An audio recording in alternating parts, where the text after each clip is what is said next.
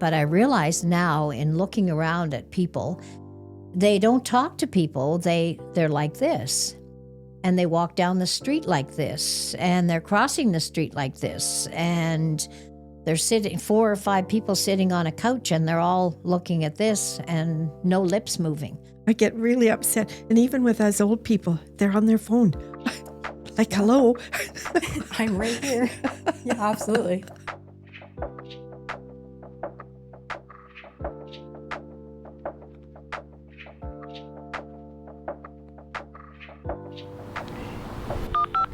Siska?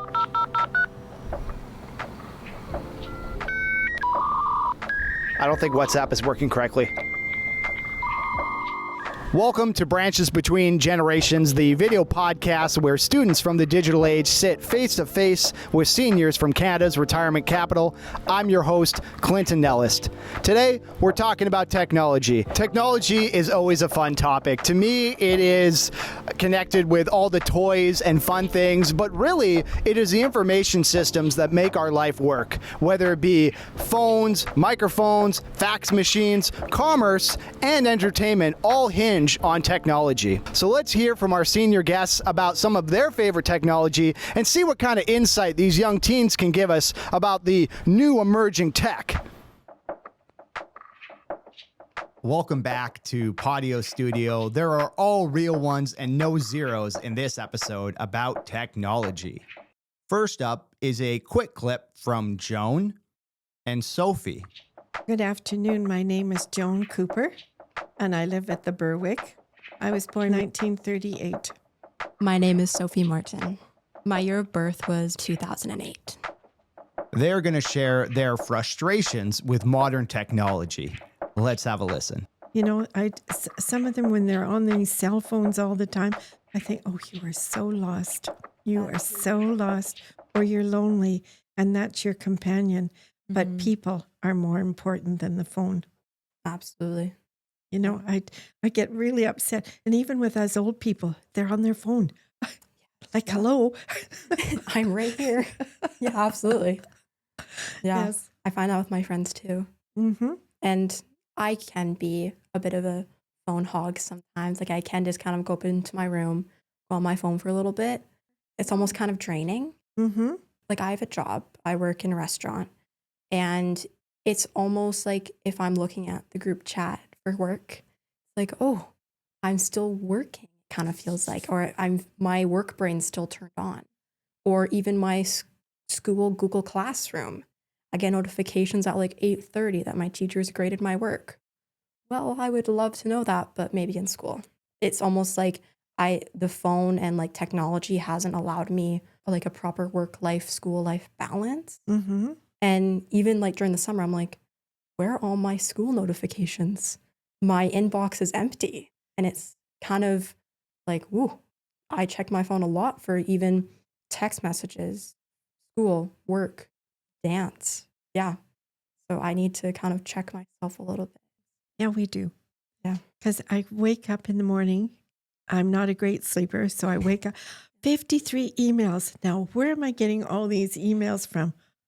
And so many of them are nonsense.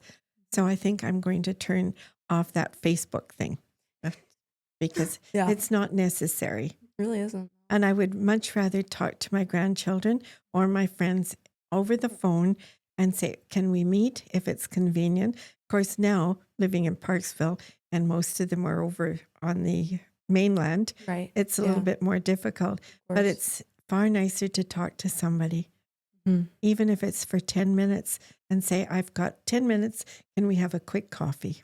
Yeah. And talk and no phone. We're going to hear more from Joan and Sophie later in the series, but let's move on to our second interview, which is between Karen and Arianna. My name is Karen Heisler And where did you grow up? in Truro, Nova Scotia. My full name is Arianna Marie Beuerman. I've always lived in Parksville. I grew up in Parksville. Here, Karen describes to Ari what her experiences were like growing up before the cell phone. And Karen argues some of the benefits of taking a technological break. Looking back when I lived at home, our phone was disconnected more than it was connected. on account of the bill didn't get paid. I do remember spending a lot of time at my grandma's house. Grandma had a little cottage on her property, in the back area of her property. It sat right on the Salmon River. And in those years, it was a wonderful thing to have a spoon and a plate and go outside after it rained and play in the mud puddle, right? To make little mud pies, Yeah. right? Not that they ever do that nowadays, but it was most exciting then. And because my dad was in the war, he was in the Navy. And so, he was gone those years. And so my grandma kind of became my other parent. And I know my grandma made all my clothes. She sewed all my little outfits, but I really remember the backyard and the puddles. Nice. Yeah. Yeah. I've made mud pies and yeah, mud pies are super fun to make. Goodness, it just makes such a big mess. But yeah.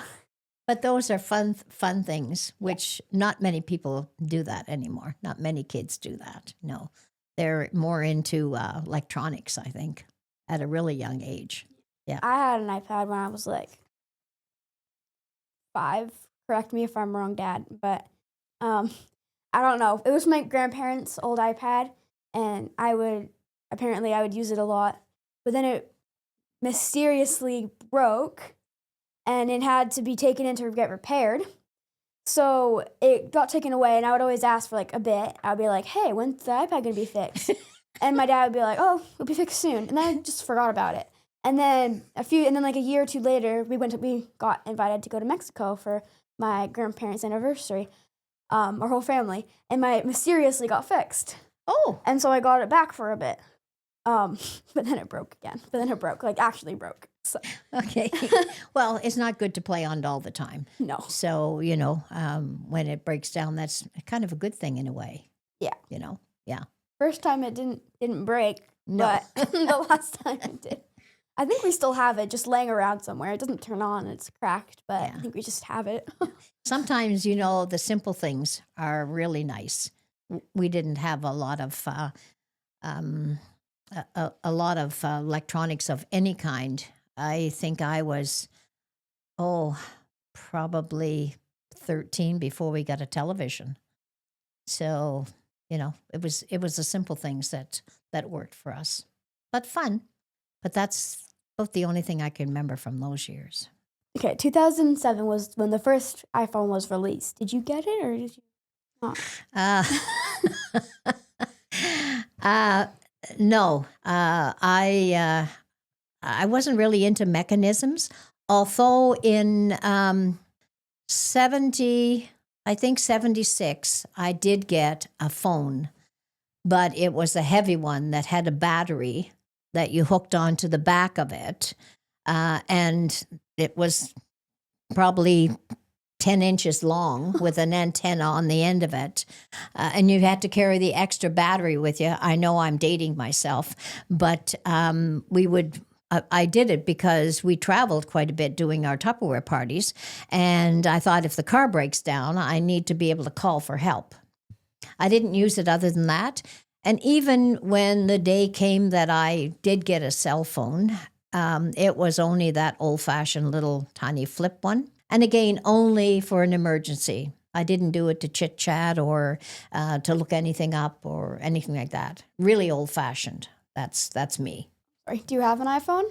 I have a phone now. It's not an iPhone. I don't know. iPhones look very complicated for me. And so I use it more than I've ever used it. But I realize now in looking around at people, they don't talk to people. They're like this. And they walk down the street like this. And they're crossing the street like this. And they're 4 or 5 people sitting on a couch and they're all looking at this and no lips moving. But they're chatting to each other, Yeah. So I don't know. Cell phones, I guess, are a necessity, but sometimes they're a nuisance. I feel like I'm on my phone too much, and I'm not supposed to be. I'm supposed to obviously be like doing stuff with my sisters, which usually I am, playing a game with them or something. But yeah, definitely need to take a break once in a while. Yeah. I think it tends to consume you more than you realize and really more than you want to. But it seems to be that huge connection to your world. Yeah, like sometimes you know? just you're like watching a video and then you just keep doom scrolling, scrolling and scrolling and scrolling. It's just like, gotta stop at some point. Yeah. It's hard to. Sometimes. Yeah, that's right. And I'm sure they even have it in bed, when they're I'm not okay. allowed to. No. Oh, now you see, that's another good thing. Another good thing. Mom and dad are on top of that. That's nice. Yeah. Right? Because there's nothing better than your rest. And, sometimes you probably don't even realize how much you're on it. I don't. Yeah. Sometimes my screen time, like on just like the lazy days where you're not doing anything, can get really high. It's just really bad. But yeah. So that's where discipline comes in. Yeah. It's kind of nice. Self-discipline as well. Yeah. I just gotta Yeah. remember. I set my own screen time so that I only have like a few hours or like an hour on certain apps, like on YouTube. Sometimes I just click 15 more minutes, but I try my best to set my own limits. Well, that means that you're aware. And so that's the first good point, that you're aware of how long you're on there and trying to discipline yourself to not be on it quite so much. That's a good thing. It's pretty amazing. I think you're going to live through a marvelous, wonderful time. Mm-hmm.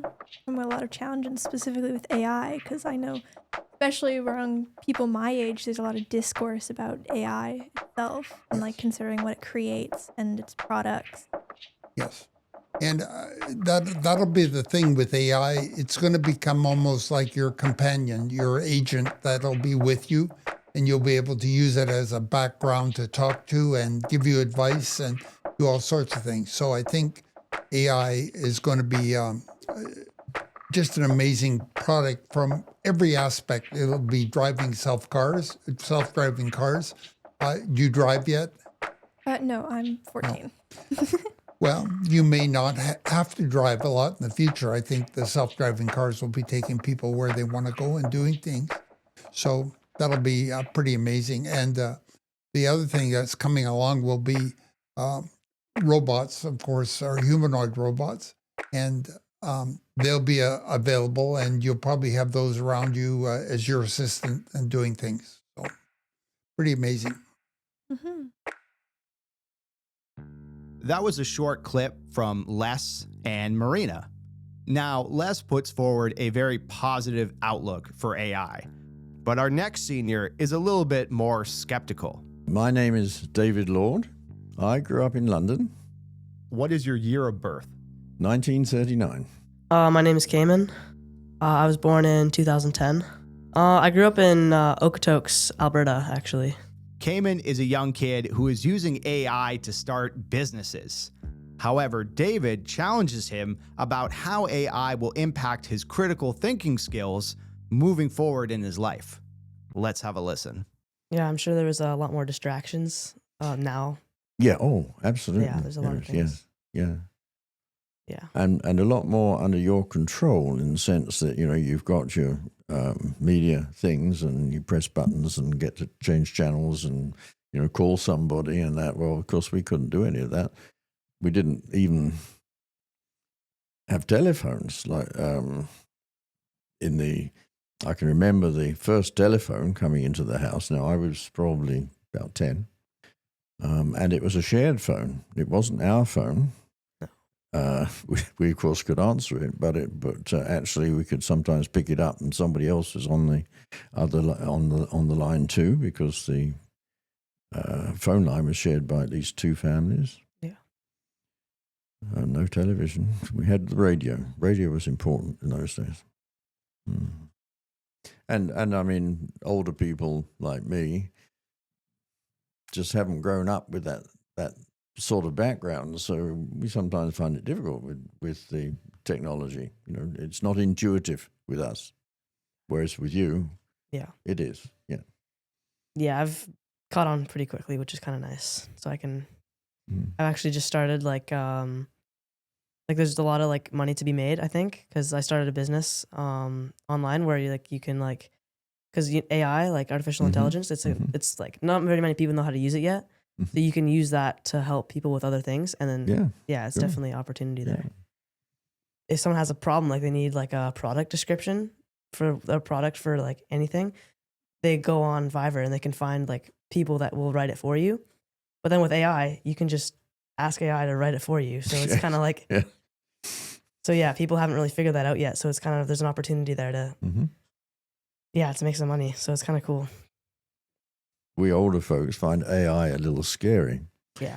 You know, somehow things are getting out of our control. We've been very used to, you know, whatever happens really was under our control. We made it happen or reacted to it. Whereas now the world seems to be getting, you know, there's all sorts of stuff going on there, and you don't quite know how the thinking's going. You know, you read, you know, really not very good things, and that's supposed to be AI telling you what, you know, you ask it a question and it gives you that as an answer. We were much more dependent on ourselves. Yeah, that's one thing that this generation might struggle with is like critical thinking. So because like if they asked AI to do everything for them, then you're not gonna be able to like have your own like sense of thought and stuff. Yeah, might be a problem. But it's a much bigger world for you. Yeah, I mean, we dealt with whatever was around us, and of course what came in through things like radio and newspapers and that sort of thing. I mean, you have the whole world at your fingertips with the internet. The internet. Yeah, it's pretty easy to like anything you need to find out. Like it's pretty easy just to like search it up on. As long as you're going to a reliable source. Yeah, exactly. So that's the trouble nowadays is you don't know if it's a reliable source or not. That's where your critical thinking. Yeah, that's exactly where it comes in. Yeah, for sure. How do you handle this critical thinking thing that's so necessary now? Oh, handle it. Well, I mean, you try and get some information, and you get pages and pages and pages and pages, some of which are obviously false in some way, but there's lots of others that look, well, they ought to be right. But if you read them thoroughly and compare them, you know, with real information and so on, you find out actually they're advertising something, or they're pushing a point of view. How do you sort of deal with all that? Because there's so much information out there. Yeah. A lot of it is wrong. Well, I try and clear my mind, like make sure that I have like a clear mind, like without distract. Like when I wake up in the morning, like I try and just like have 10 minutes of just like silence so that I can like just clear my mind for the day, and then I actually have a lot less distractions. But then I don't know, critical thing. It's hard to say because, I guess just like school helps a little bit, I'm sure. But yeah, I don't know. I don't know much about it. Do you have certain sites that you trust? Like you feel that you're getting the real information from those? Well, if I am looking for information, I'm just gonna ask AI. Honestly, like that's really easy for me to do it. But can you trust AI, which is also reading all the information that's out there on the internet? Yeah, it's hard to say. I haven't really like needed information that's like absolutely correct for like important things. So I wouldn't know. See, in the old days, we used to have encyclopedias and things which were put out by trusted universities and so on. So if you needed to find something out, you could, you know, anything that wasn't absolutely current, you could look it up in an encyclopedia, and you knew that the information was pretty well correct. Yeah, I'm sure that would. Today, it's not so easy, is it? No, yeah, like I don't know what's real or not. Like it's really hard to say. Yeah. Personally, I would have a real trouble with AI without having some other form of reference, because my understanding is that it just gleans information from what's out there on the internet, and a lot of the stuff on the internet is wrong. So when it synthesizes that and tells you what, you know, is the answer to your question, it may be using wrong information. Yeah. So you'll probably learn this in your studies as you go, but the term is lateral. Whoa, hit the mic there. Lateral reading, which essentially just means when you're on a web page, you're going to go to the site, you're going to verify that it's the correct link, you're going to go to the about section, you're going to read about who actually is writing this stuff, where did they go to school, where did they get that information. You're not just taking from face value, because, you know, anybody can create a website today. I can create a website all about NASA, but it might not be the correct NASA site, right? So yeah, but that's something that you'll probably get as you get more into your studies there and getting into more of the critical thinking side. But that's definitely a big challenge for the generation. Thanks for bringing that up, David. Well, let's round out our conversations on technology I'd love to get you both to share your first piece of technology. For me, it was probably like just TV, honestly. Like having that, I've had that pretty much since I was a kid. Like, because my parents had one, and so then when I was born, it was kind of just already there. So I already kind of had that. Well, I mean, I think probably that would be the same with me. We had radio. Radio was there, and everybody listened to the radio. Very important. Then TV came along, and it was about 6 inches square and black and white in a big box. So that was definitely new technology, and everybody had to get it, you know. But it really wasn't. I mean, nobody today would even consider buying a television as made then. Yeah. And then cameras, not digital cameras, but just popular film cameras seemed to come onto the market at prices that people could afford.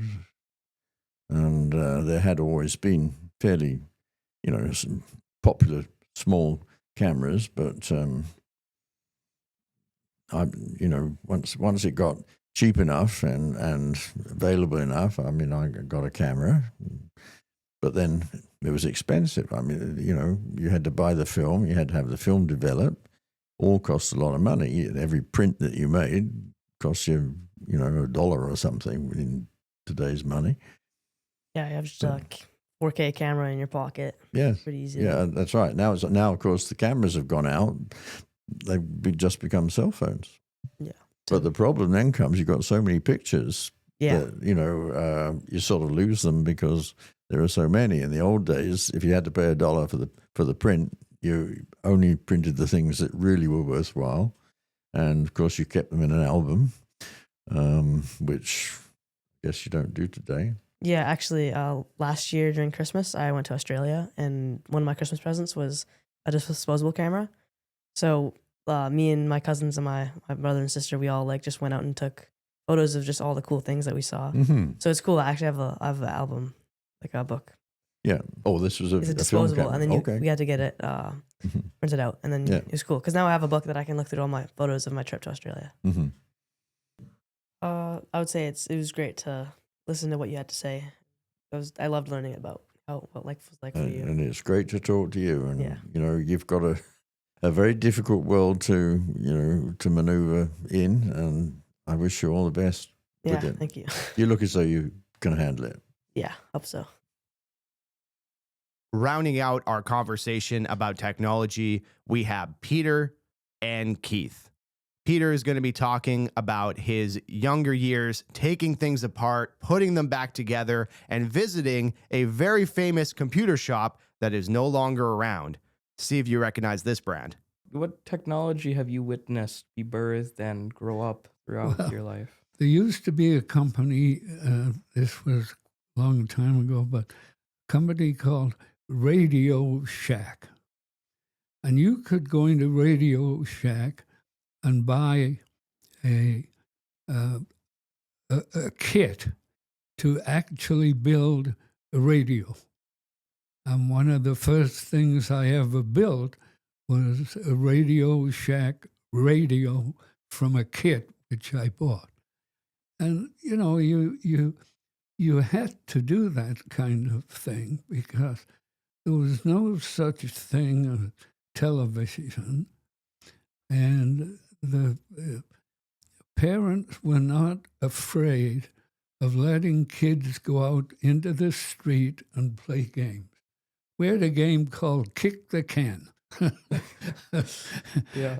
You put the can down on the roadway, and the one that's it goes and kicks the can, and everybody has to go to different locations, and if you get caught off location before the can comes back, you're out. but we had to make our own amusement Yeah. because we had nothing. Yeah.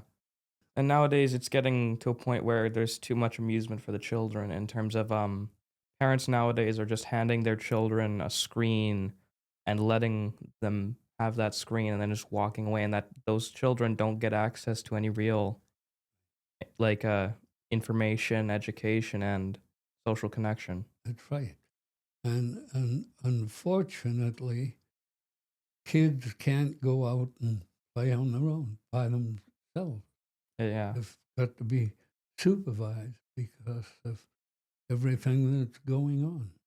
Yeah, and that's a big tragedy. Sure is. It's a sad truth of our modern world. Yeah. It's a whole different world. Yeah. I'm into something called Flight Simulator. Yeah. Which is flying an aircraft.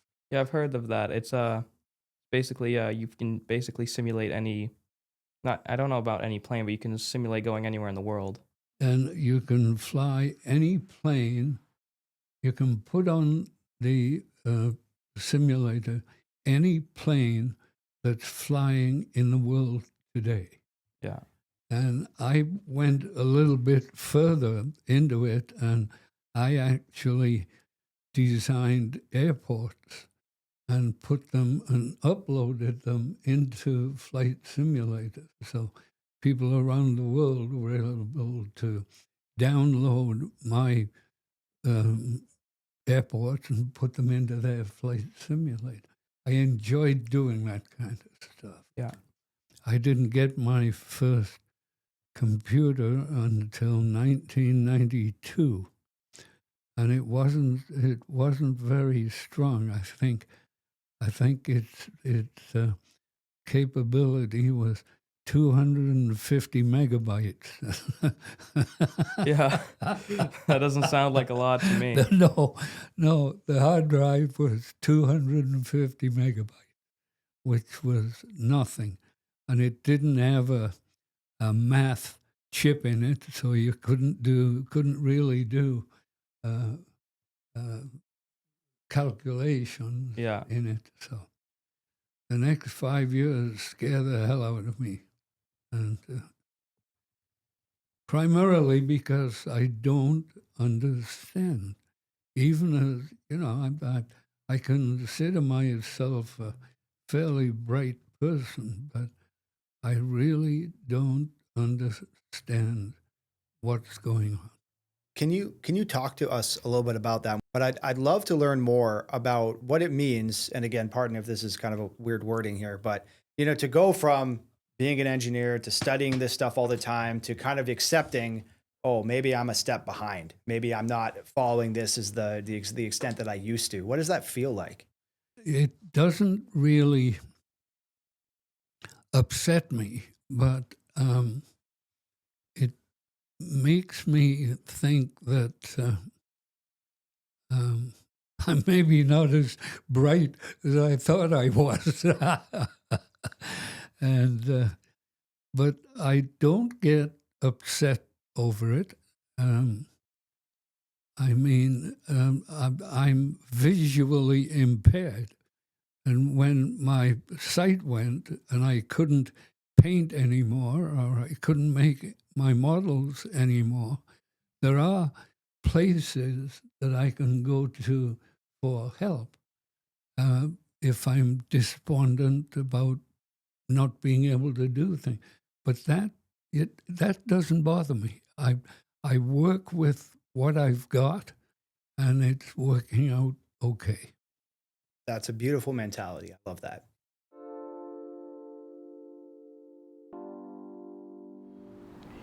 Well, this episode is over, but the technological revolution reigns on. Next time, we're going to be talking about history. What are some really important events throughout history that shape the lives of our senior guests? And what do our students think about the study of history?